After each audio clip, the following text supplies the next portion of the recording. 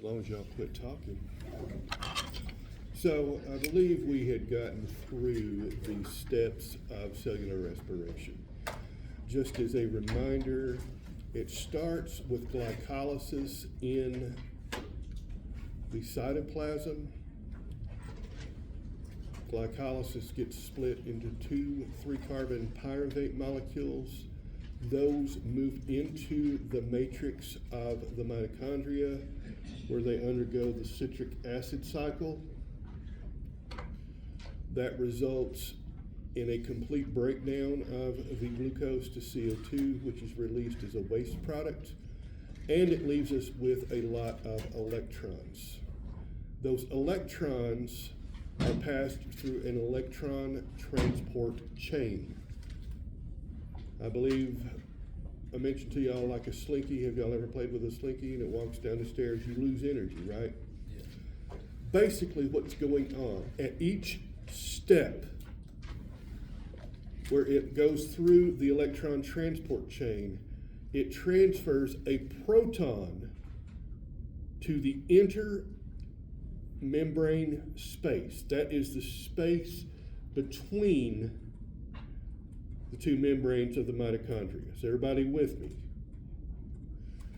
By setting up a proton gradient, we're putting more protons in that space. That means they are going to want to come back through the inner membrane to the matrix. Does everybody see how that works? And when that occurs, they pass through a special protein called ATP synthase. ATP synthase. And I see 2 people writing that down. As you might imagine, synthase refers to synthesis. So we are now making our ATP. This is the real payoff.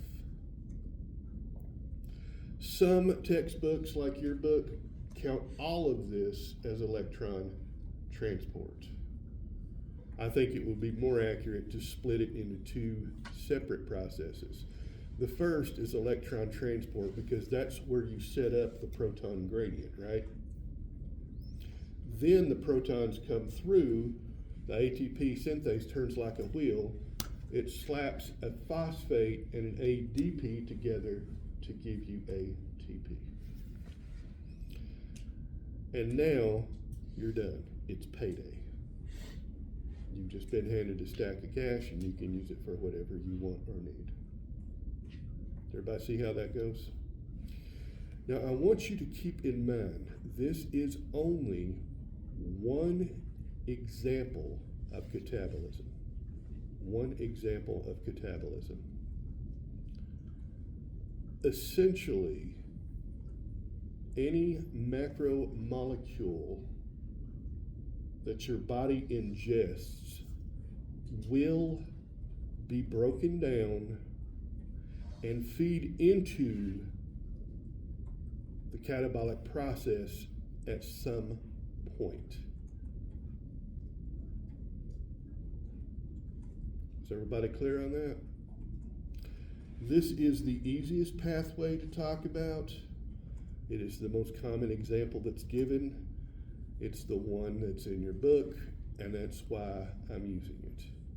But I want you to understand that you can and do feed in the breakdown products of other macromolecules into various points in the stream, okay? There's like 10 steps in glycolysis alone, so I am simplifying this greatly for you. Don't feel bad, this isn't a biochemistry class. I'm not saying it's unimportant, but we don't need to know it at that level. I just want to make sure everybody understands it. Are we all on board the bus? Yes, ma'am. So the 3 steps are glycolysis and cytoplasm, the citric acid cycle, and electron transport. Those are the 3 steps of Yes. Glycolysis in the cytoplasm. The pyruvate then moves into the matrix. In the matrix, it undergoes the citric acid cycle, or the tricarboxylic acid cycle, or the Krebs cycle, whatever you want to call it, is fine with me. And then you get electron transport.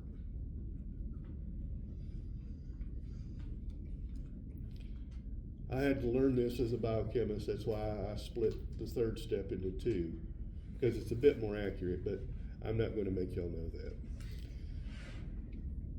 How efficient is this compared? Did I talk to y'all about fermentation?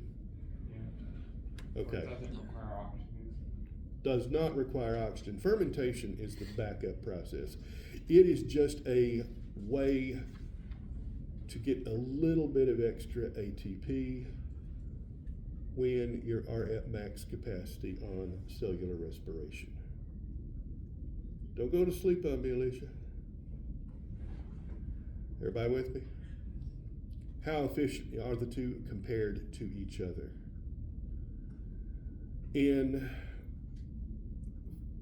fermentation, you get a total of 2 ATP.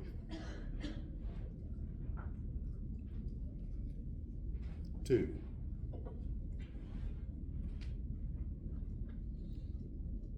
Not very efficient. Cellular respiration, 30 to 32. It depends on the conditions, but a max of 30 to 32 ATP per glucose. 15 to 16 times more efficient. And I think you now see why you cannot live without oxygen. Am I right?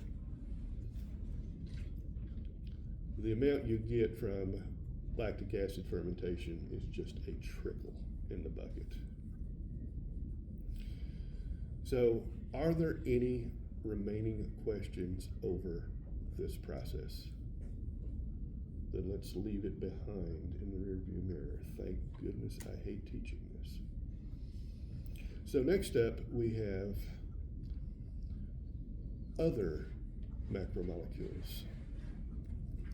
Lipids. Lipids are the flip side to the carbohydrates.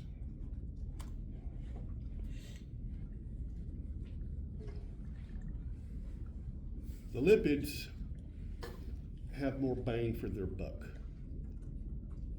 You get more energy from a gram of lipids than you do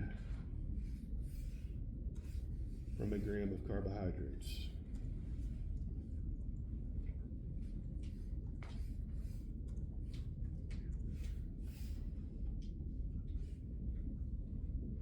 Is everybody clear on that?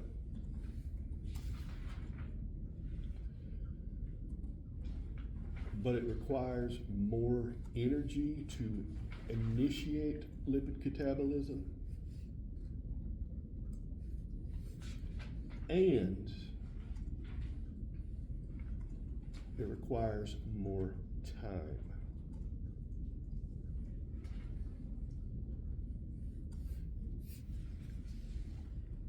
Both of those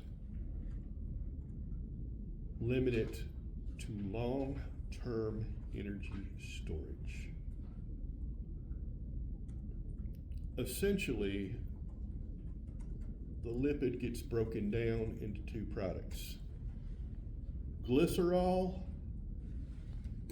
and fatty acids.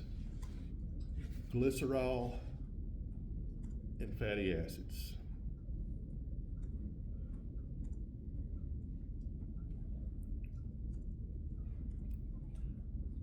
Those each get broken down further through separate pathways.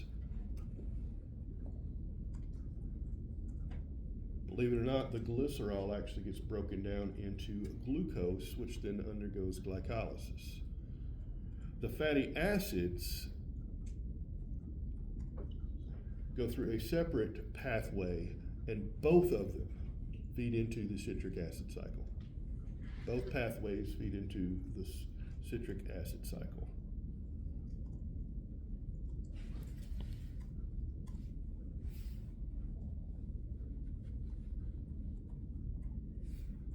Bottom line, if you have excess energy, you're going to have a ready reserve of it stored in the liver as glycogen, which is a carbohydrate. That is your quick fix. When your blood sugar gets real low, the body actually sends out a hormone called glucagon. glucagon, Glucagon. The glucagon tells the body to release the glycogen and break it down.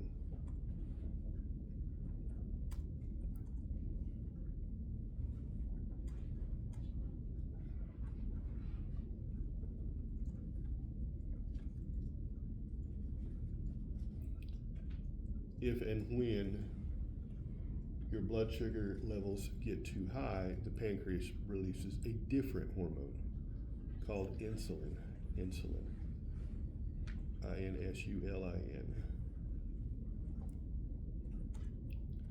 The insulin lowers the blood sugar. It stimulates the formation of glucagon.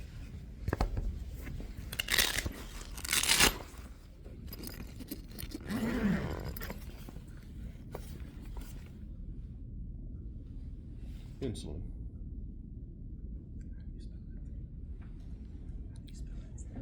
25 bucks over the counter at Walmart. Yeah, you can actually buy it without a prescription. Did you know that? How wild is that? Don't frown at me. Yes, Gabby, I'm diabetic.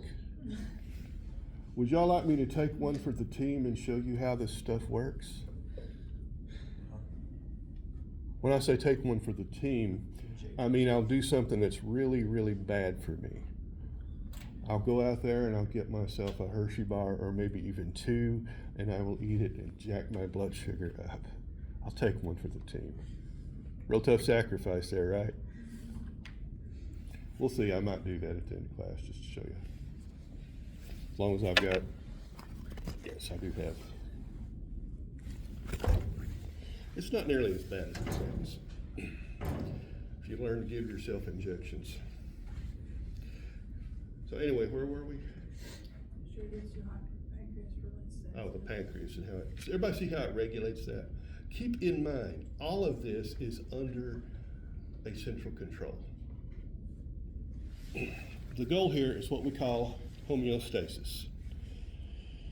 Homeostasis.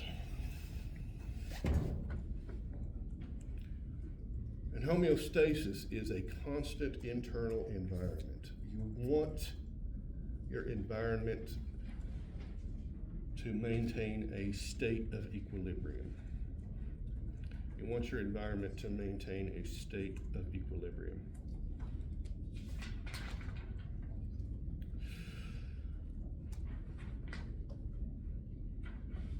So what happens when you have too much glycogen? Your sugar goes up, but once you get the insulin release, it starts sweeping it out. And since you still have an excess, you start lipid anabolism.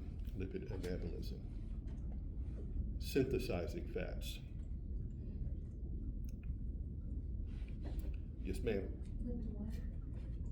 Lipid what? Anabolism. Remember, anabolism is building up, metabolism is breaking down. That's when there's too many glycogen and you still have some left over. Yeah, you basically got an excess of energy, so the body switches it over to long-term storage. The glycogen is just like cash in your wallet. I don't know about you, but I'm not going to carry around 50 grand if I want to go buy myself a new vehicle, right? We're going to use a different form, aren't we? Glycogen has value only insofar as that it is quick and easy to break down. You need a quick burst of energy, you've got it. If you need more than that because you're under fasting or starvation conditions, you're going to switch to lipid catabolism. When I was in the hospital for my illness, I ended up losing 54 pounds. And as you might imagine, almost all of that was fatty tissue. Y'all want to know what got my appetite back? You're going to laugh at this. Bacon. Did I tell you all that story? How my ex-wife saved me with bacon. Nice thing about being an older fellow, you've got enough life experiences that you have a few that are actually amusing. Do proteins give us energy? Yes, they do. Protein catabolism is similar to lipid catabolism. If you ingest it through your mouth, you will break it down. The two things I really want to pinpoint there, I already talked about the 9 essential amino acids, right? The ones you don't make in your own body. You need them for your proteins, but you have to acquire them from the diet. And the other thing is, when the amino acids themselves get broken down, you are left with a fairly toxic byproduct. It is essentially ammonia, NH3. And that is toxic. That is toxic. Your body has to break it down or eliminate it. So the kidneys pull this out and concentrate in a form called urea. They convert the urea into a liquid soluble form we call urine.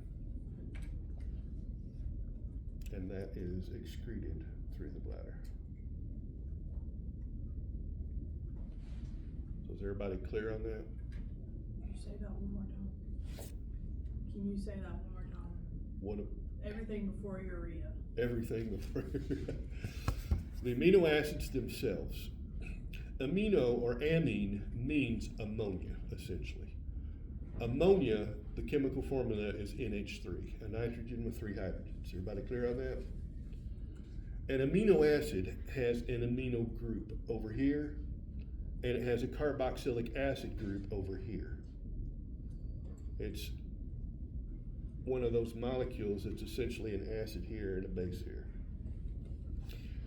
When you break the amino acid itself down, you're left with that amine group that's toxic. The body converts that to urea, solubilizes it, and eliminates it. That help? I want to bring that up because I want you to understand that's a very toxic substance. You have to be able to get rid of it, and it's the direct result of protein metabolism. You do get energy from proteins, but it is more useful to the body as a source of building blocks, building tissue, repairing tissue, making new enzymes, and so forth. And let's see what the last thing your book talks about. DNA, RNA, and the two of them. DNA is the most stable molecule probably in your body. They have been able to get DNA from something that was actually, I believe it was 1 million years old. I read another thing just last week where they got some DNA out of a particular woolly rhino specimen. But see, this woolly rhino meat had been ingested by a wolf cub, and it essentially managed to stay intact through the digestive process, the wolf cub dying and being frozen for 18,000 years. So you get the idea when I say DNA is stable, I mean it is stable. Its only function is to store information. That's all it does. It stores information. A change in DNA is called a mutation, a change in the DNA sequence.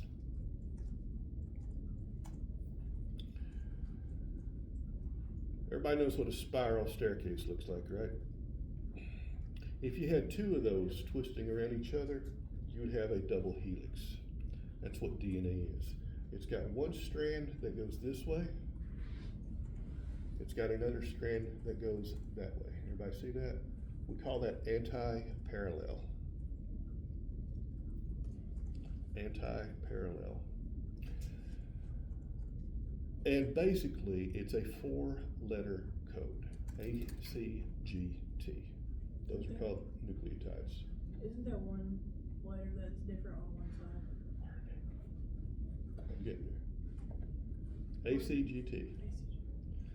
And the best part is, they always pair up according to the same rule.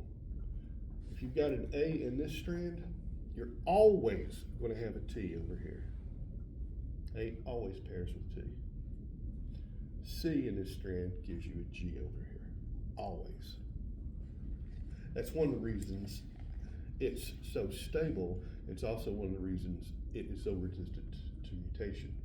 Because essentially, when you're making a copy, you're proofreading the strand you're making. Pretty wild.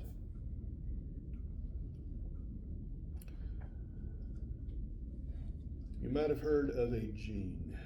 A gene is simply a strand of DNA that codes for a protein. It is a strand of DNA that codes for a protein.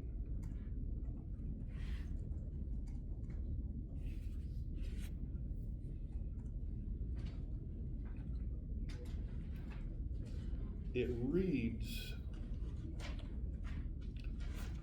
in blocks of 3 letters. We call these codons.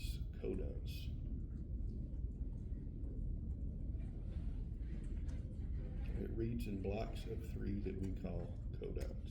What did you call the letters, the 4 letters before that? Nucleotides.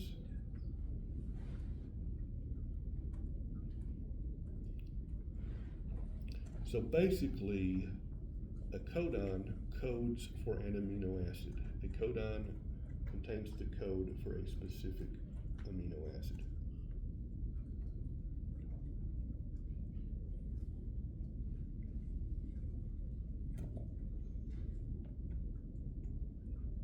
There are a total of 64 different codons, but only 20 amino acids.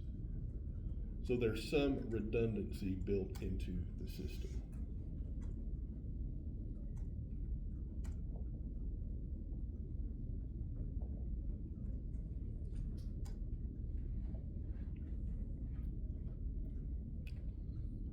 Everybody with me?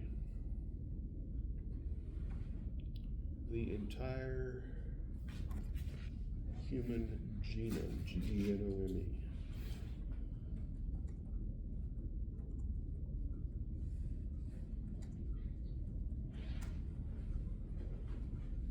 is about 3.2 billion. 3.2 billion.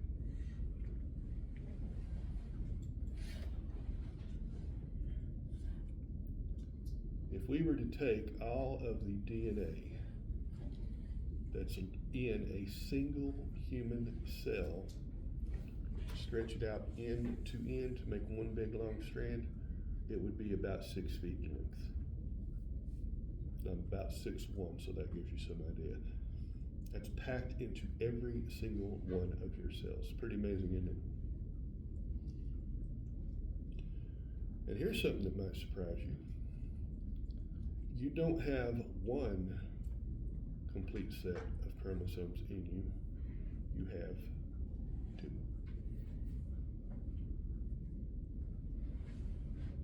You're not the whole of either one, but the product of both together. Pretty wild. Get one from mom and one from dad.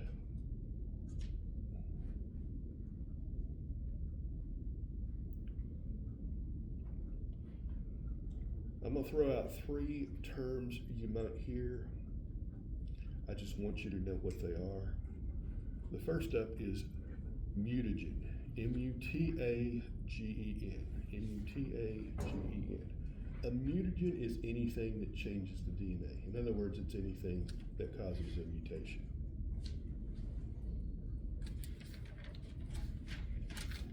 Second is carcinogen. Carcinogen. A carcinogen is anything that causes cancer. How you spell it? Carcinogen.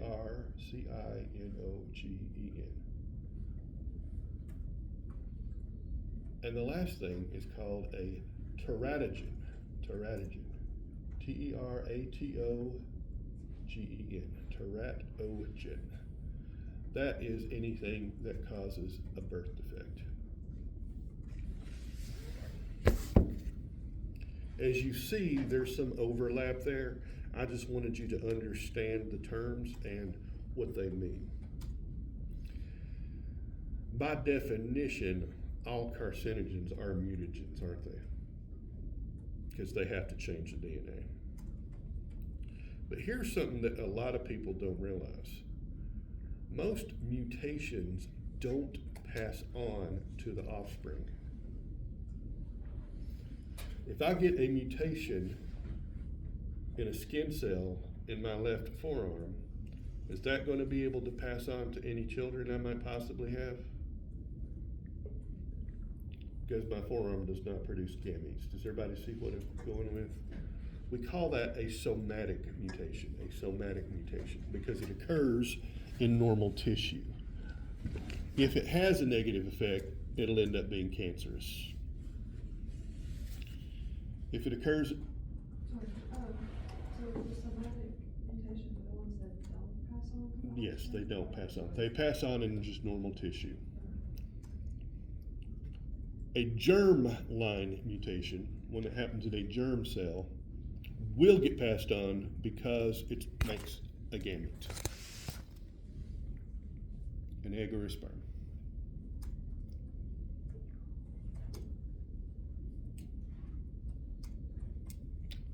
Am I going too fast?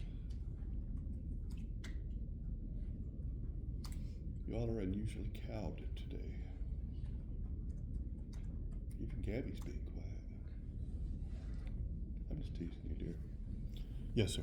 Why does a germ cell mutation pass on? One that gets passed on. It's in the reproductive cells. And then the last one is the teratogen. A teratogen does not change the DNA. It interferes with its expression. It interferes with its expression. It does not change the DNA, it just interferes with the expression of the DNA. So in other words, the DNA code is here, right? You make an RNA copy, that gets translated into a protein. There's a lot of steps in there, aren't there? Imagine if I was teaching a shop class and I tell you all, you're going to have to build a birdhouse at home. And you're going to have to use the blueprint that I have in the Learning Center. Well, if you go over there and you make a photocopy of it, and on your way back, somebody bumps into you and spills their coffee all over it, is the blueprint still there? But it may not be legible, right? You might make a mistake. That's what a teratogen does. Does everybody understand that? So is that Yes, the ma'am. difference in like when something's hereditary and when it's not? When it's hereditary, it messes with the DNA itself, and when Yeah. it's not, it just messes with the expression of it. Bingo. And you can get some really weird things going on with teratogens. Y'all ever heard of Swyer syndrome? XY females. They have an XY genotype, but they develop phenotypically as female. Della-Chapelle syndrome, XX males, because there's a single gene on the Y chromosome. TDF, you have to make TDF at the right time, in the right place, in the right amount, or the embryo stays as female by default. Those are teratogens. What is something else? Has anybody here ever been prescribed Accutane? I see a couple of you. Now I'm speaking 20 years out of date, but they used to make anybody who was female of reproductive age take a pregnancy test before they would prescribe it, and had to also be prescribed birth control at the same time. see one young lady back there nodding. Don't worry, I won't name you.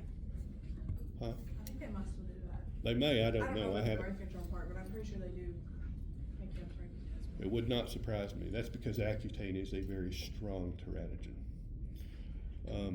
Thalidomide was a drug that was distributed fairly widely in Europe in the late 50s, early 60s.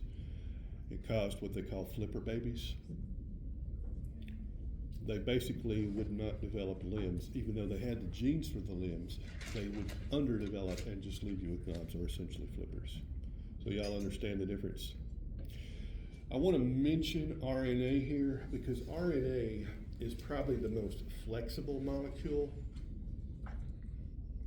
in the cell. It is a bit of everything. You need to use it as structure, no problem.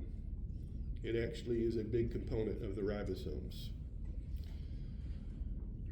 Remember I told you you needed to make a copy of the blueprint? Well, the DNA is like the master blueprint. There's only one copy and it stays over there in the learning center. But you're free to go over there and make an RNA copy that you can do anything with, right? Can you make 10 copies if you want? Sure. Are they going to be as sturdy as that one permanent copy? Nope. They won't last as long. You don't need them to, though. That's called messenger RNA.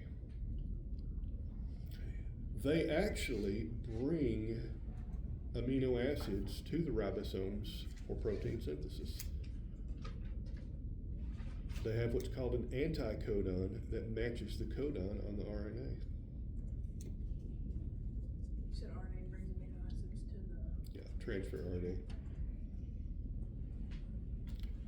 There are even some cases where RNA can act as a storage medium. And even others where it acts like an enzyme called a ribosome. Where it acts like an enzyme? Yep, it's catalytic. During my PhD, one of the genes I used was for an RNA molecule, not a protein. It literally would just cut itself out of the middle of a gene. You get all kinds of weird things, genes within genes. I'm not even going into introns and exons, differential splicing. There's one particular gene that you can make something from like 40 different proteins from one gene. Just on how you mix and match. RNA has one big weakness. It's unstable.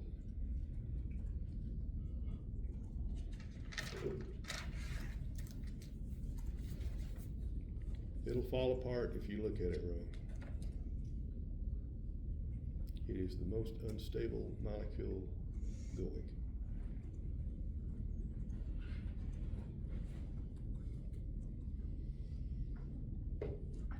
And I believe that covers all of chapter 4. Am I correct? Would y'all like to take a short break? Okay.